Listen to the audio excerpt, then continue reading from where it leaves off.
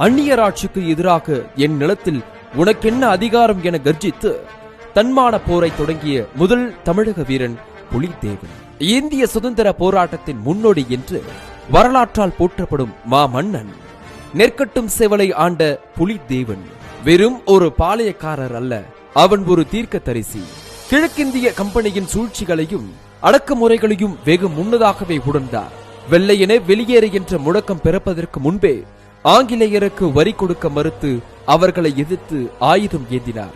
அவருடைய கோட்டை வெறும் கல் கோட்டை அல்ல, அது தமிழனின் வீரத்திற்கும் தன்மானத்திற்கும் உயிர் கொடுத்த மண். ஆங்கிலேய படைகள் தளபதி கான் சாகிப்பின் என்கின்ற மருத நாயகத்தின் தலைமையில் படையெடுத்த போது புலித்தேவன் தன் கோட்டையை விட்டுக் கொடுக்கவில்லை. 3 முறை ஆங்கிலேயரை தோற்கடித்து விரட்டியடித்தார். புலித்தேவனின் வீரம், சாமர்த்தியம் மற்றும் சாகசங்கள் ஆங்கிலேயர்களை அதிர்ச்சியில் ஆழ்த்தின.